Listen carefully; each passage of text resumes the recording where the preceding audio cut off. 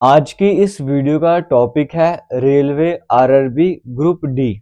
ये group D में कई तरह की पोजीशन आपको देखने को मिलती हैं और आपके दिमाग में ये भी आता है कि देखो आरआरबी ग्रुप डी का मुझे क्यों ज्वाइन करना चाहिए, इसमें वर्कलोड रहता है या नहीं रहता है, किस पोजीशन में वर्कलोड रहता है, या फीमेल के लिए सही रहने वाला है, बेस्ट पोस्ट कौन सी रहती है, क्या हमें इसके लिए अप्लाई करना चाहिए या नहीं अप्लाई करना चाहिए। जिन्होंने अप्लाई कर लिया वो तो अच्छी बात है, बट जिन्होंने नहीं अप्लाई करा वो डिसीजन नहीं ले पा रहे, तो उनको ये वीडियो देखने के बाद हो सकता है कुछ हेल्प मिल जाए। तो वीडियो को लास्ट तक देखिएगा और शेयर भी कीजिएगा। सबसे पहले तो आपको इसीलिए अप्लाई करना चाहिए, अभी तक यहाँ पर आपके पास टाइम है, अभी तक नहीं अप्लाई करा है तो 22 फेब तक आपके पास टाइम है, आप इन पोस्ट के लिए अभी भी अप्लाई कर सकते हो। और 24 तारीख है तो आपको पेमेंट का भी टाइम है, आराम से पेमेंट वगैरह भी कर सकते हो, तो जल्दबाजी की जरूरत नहीं। अगर अभी तक आपने नहीं अप्लाई करा था, आज ही जाके अप्लाई कीजिए। दूसरी बात, बाकी कोई प्रॉब्लम आ गई तो करेक्शन वगैरह भी कर सकते हो, फॉर्म में कोई प्रॉब्लम नहीं रहने वाली है। एज लिमिट 18 से लेकर 36 ईयर्स है, इस बार रिलैक्सेशन दी गई है, इसके बाद नहीं दी जाएगी रिलैक्सेशन वगैरह। तो आपको सिर्फ चांस है, अगर आपकी एज 35 है, 36 है, 34 है, तब भी आप इस पोस्ट के लिए अप्लाई कर सकते हो। ये मौका आपको दोबारा नहीं मिलने वाला है, इसके बाद क्या पता कितने आपको मौके मिलेंगे या नहीं मिलेंगे। तो इस पोस्ट के लिए आपको अप्लाई करना चाहिए। 18 से लेकर 36 ईयर्स तक की एज लिमिट है। अगर आप सिर्फ 10th पास हो तो भी आप इस पोस्ट के लिए अप्लाई कर सकते हो। आपने आईटीआई करा है तो भी आप इस पोस्ट के लिए अप्लाई कर सकते हो। इसलिए कह रहा हूँ एक अच्छी अपॉर्चुनिटी, अगर आप मिनिमम 10th पास हो तो भी आप इन पोस्ट के लिए हायर क्वालिफिकेशन कुछ भी मिनिमम 10th हो तो अप्लाई कर सकते हो। वैकेंसीज 32,000 के आसपास वैकेंसीज हैं। वैकेंसी जनरल रेलवे की बाद में बढ़ भी जाती है, इंक्रीज भी हो जाती है, नहीं भी होंगी। तो आपको इतना समझना है कि मान के चलो ये वैकेंसीज अगर 8,000, 10,000, 15,000 हुई थी तो फिर आप बोलते कि थोड़ी और बढ़ जाती।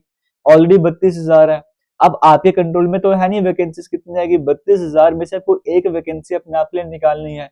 कंपटीशन ज्यादा रहता है मैं मानता हूँ, लेकिन वैकेंसीज तो है ना, एक अच्छा नंबर, बहुत अच्छा नंबर नहीं बट एक अच्छा नंबर तो दिख रहा है, तो आपको इन पोस्ट के लिए जरूर अप्लाई करना चाहिए। और एक और इम्पोर्टेंट पॉइंट है, आपको हमारे इसी YouTube channel defence and SSC exam पर इसकी तैयारी भी करवाई जा रही है, जहाँ पे जीके वाला सेक्शन स्टार्ट कर दिया गया है। जो ट्रेंडिंग टॉपिक जहाँ से एग्जाम में क्वेश्चन आते हैं वो आपको स्टार्ट करवा दी, जैसे पद्मा अवार्ड है वो कल अपलोड करी गई है वीडियो। इस तरह से और भी इम्पोर्टेंट वीडियोज अपलोड करी जाएंगी। जब लगेगा रिस्पॉन्स अच्छा है तो आपको रीजनिंग मैथ सब कुछ करवाया जाएगा। फिलहाल इंपॉर्टेंट टॉपिक आपको कवर करवाया जा रहा है, तो तैयारी भी आपको करवाई जा रही है। तो और क्या पॉइंट्स है, क्यों आपको करना चाहिए, कहाँ पे वर्कलोड है वो समझ लेते हैं। सबसे पहले समझते हैं कि वर्कलोड कौन सी पोस्ट, क्योंकि कुछ लोग कहते हैं कि यहाँ पे बड़ा काम होता है, मतलब 15-15 घंटे काम करना पड़ता है, 12-12 घंटे काम, 16-16 घंटे काम करना पड़ता है, टाइम नहीं मिल पाता, आगे बढ़ नहीं सकते, प्रमोशन नहीं होता।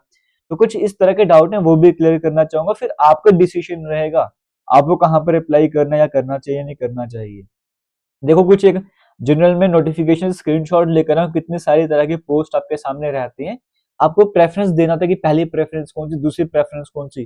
तो मैं तो इस तरह से आपके लिए लेकर आऊं कि कम से कम 3 प्रेफरेंस, क्योंकि अगर आप अच्छे से मेहनत करोगे, दिल लगा के एग्जाम क्रैक करना चाहते हो, दिल लगा के अगर आप मेहनत करोगे तो जरूर आपको जो पहले 3 प्रेफरेंस है वहां से आपको प्रेफरेंस जो आपको पोस्ट बोलूंगा वो मिलने जा रही है, अगर आप मेहनत करोगे। इसलिए बोलूंगा 3 तरह की पोस्ट आपसे डिस्कस करूंगा, आप उनको अपने प्रायोरिटी के बेसिस पे फर्स्ट सेकंड थर्ड नंबर जैसे भी अरेंज करना चाहो आप अरेंज कर लेना। देखो अगर आपको चाहिए कि वर्कलोड कम हो, मुझ पे ज्यादा प्रेशर ना आए, ज्यादा काम का बर्डन ना हो, तो मुझे कौन सी पोस्ट को सिलेक्ट करना चाहिए, तो आपको बताऊंगा। ये 3-4 तरह की पोस्ट हैं। अब इनके बारे में आपने खुद से थोड़ा एक्स्ट्रा स्टडी भी कर लेना, आपको भी ये देखना है कि आपको कौन सा पसंद है, आप मेरे पसंद के अकॉर्डिंग नहीं चलोगे। जैसे मैं टीएल एसी की बात करूँ, ट्रेन लाइटनिंग और एसी की बोल देता हूँ, इसमें सैलरी भी आपको अच्छी मिलती है। वर्कशॉप बोलूंगा, सिग्नल टेलीकम्युनिकेशन बोलूंगा। सिग्नल टेलीकम्युनिकेशन में कभी कभी ऐसा होता है कि क्या पता आपको 4-5 घंटे में ही आप वापस आ जाओ, क्या पता कभी काम भी ना पड़े, क्या पता 3-4 घंटे में वापस आ जाओ, और कभी कभी उसको 10-12 घंटे भी लगाने पड़े। तो ये ऐसी पोस्ट है। तो टीएलएसी ट्रेन लाइटनिंग एसी वर्कशॉप की बात करेंगे, यहाँ पे आप पे इतना बर्डन नहीं होता जितना बाकी पोस्ट में आपको देखने को मिलता है। जैसे ट्रैक मेंटेनेंस की बात करूँ, वो बड़ी हार्ड जॉब है ना, आपको कितना दूर पैदल चलना पड़ता है ना, आपको बेयर फुट में कह रहा हूँ सॉरी, आपको वॉक करके कितने दूर तक जाना पड़ता है, सब में सामान कैरी करना पड़ता है, वेट कैरी करना पड़ता है। तो वो हार्ड तरह की जॉब हो जाएगी। उसके कंपैरिजन में अगर देखा जाए तो TL IC workshop signal telecommunication ये पोस्ट बेस्ट रहती है, जहाँ पे वर्कलोड आपको थोड़ा कम देखने को मिलता है कंपैरिजन करके, जब मैं आपको बताऊंगा। अब आपको देखना है कि आपको क्या सही लगता है, क्या आपको वर्कशॉप में काम करना सही लगेगा, आपकी क्या पसंद है, या आपको सिग्नल टेलीकम्युनिकेशन सही लगेगा, या टीएल एसी आपको सही लगेगा। आप इन तीनों में अपने हिसाब से पहला, दूसरा, तीसरा सेलेक्ट कर लीजिए। बाकी अच्छे से मेहनत कीजिए, आपको इन तीनों में से कोई पोस्ट मिलने वाली है। अब मान के चलो आपको ये है कि यार ये आरआरबी ग्रुप डी तो मैं दे रहा हूँ, लेकिन मुझे चाहिए प्रमोशन जल्दी मिल जाए, मैं इस पोस्ट से निकल जाऊं और एक हायर पोजीशन पे चला जाऊं। अगर आप वैसी पोस्ट चाहते हो, आप पॉइंट्समैन की तरफ चले जाओ। पॉइंट्समैन जो जैसे वो ट्रेन चलती है, झंडा उसको दिखाना होता है, गेट ओपन करना होता है, कुछ डॉक्यूमेंट्स आपको आगे पीछे ले जाने हैं, इस तरह के काम होता है। आप जो एक असिस्टेंट की तरह काम करते हो स्टेशन मास्टर का, ये आपको देखने को मिलता है। हेल्पर स्टेशन मास्टर के बन के रहते हो, आप यहाँ पे एक तरीके से कह सकते हो। या वर्कशॉप वाली जॉब, वर्कशॉप आप सिंपल जैसे यहाँ पे वर्कशॉप बता रहे हो, इसका मतलब ये होता है कि जैसे आप किसी शोरूम में भी जाओगे, वहां पे भी वर्कशॉप होती है, स्पेयर पार्ट्स होते हैं, काम काज चल रहा होता है। मैं वो वाली वर्कशॉप की बात कर रहा हूँ। टीआर थोड़ा इसकी जॉब बन जाता है, अगर आपको करना है तो आप कर सकते हो इसको भी। अगर प्रमोशन वगैरह चाहिए, अगर अबव एवरेज स्टूडेंट पढ़ने में ठीक हो, जल्दी से प्रमोशन चाहते हो, इस पोस्ट से निकलना भी चाहते हो, ये करके तो आगे निकलना भी चाहते हो, आगे बढ़ना भी चाहते हो, तो आपके लिए ये वाली पोस्ट ठीक है। बाकी आप देखिएगा आपको कौन सा इसमें बेटर लगेगा, आप उसके according first second third set कर लीजिए। अब रही बात सॉरी, जैसे ट्रैक मेंटेनर की बात करूंगा, बड़ी हार्ड जॉब रहती है, इसको अब लास्ट में रखिएगा तो वो बेस्ट रहने वाला है। असिस्टेंट ट्रैक मैकेनिक मशीन की बात करूंगा, मैकेनिक की बात करूंगा सॉरी, आई एम सॉरी। तो इसमें एक बेनिफिट आपको ये रह सकता है कि क्या पता कभी कभी क्या असिस्टेंट ट्रैक मशीन की बात करूं, जो 11th नंबर पे पोस्ट दिख रही है ना, मैं इसकी बात कर रहा हूँ।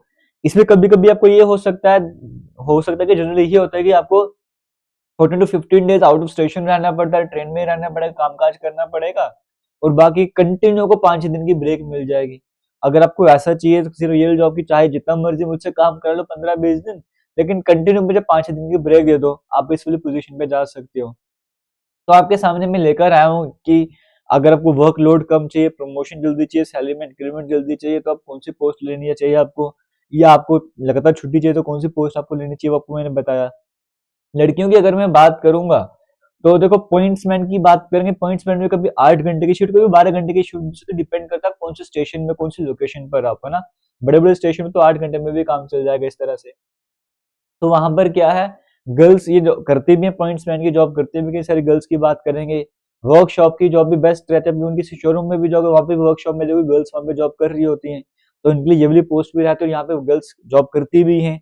Assistant SNT signal telecommunication carriage wagon का हो गया, ये असिस्टेंट वाली पोस्ट वगैरह भी आप कर सकती है, तो ये आपकी थोड़ी बेटर रहती है। बाकी अगर पोस्ट के कंपैरिजन में मैं बात करूंगा, और यहाँ पे कई सारी लड़कियां जॉब ऑलरेडी करती भी हैं, तो अगर आपको अप्लाई वगैरह करना, आप इन पोस्ट पे अप्लाई कर सकते हो। पॉइंट्स मैंने आप जल्दी इन पोस्ट से बाहर भी निकल सकते हो, हाई सैलरी भी आपको मिल जाएगी जल्दी कुछ सालों काम करने के बाद। या अगर आप पढ़ाई में अच्छे रहोगे, डिपार्टमेंटल जॉब्स की अगर हम बात करेंगे, अगर आप वो क्रैक कर पाओ तो आप जल्दी नई पोजीशन भी ले लोगे, अच्छी पोजीशन पे भी पहुंच जाओगे। इसलिए लड़कियों के लिए पोस्ट बेस्ट भी रहती हैं। एक तो जॉब भी करना है, और पॉइंट्समैन को मतलब इतना ज्यादा वर्कलोड भी नहीं रहेगा, थोड़ा आपको टाइम मिल जाएगा, मेहनत कर लीजिए, डिपार्टमेंटल एग्जाम आएंगे वो क्रैक करके आगे की तरफ बढ़ जाइए, इस पोस्ट से बाहर निकल जाइए, आप ऐसा भी कर सकते हो। लेकिन प्रेजेंट में एक जॉब लेना आपके लिए जरूरी है, तो आपको जरूर इन पोस्ट के लिए अप्लाई करना चाहिए।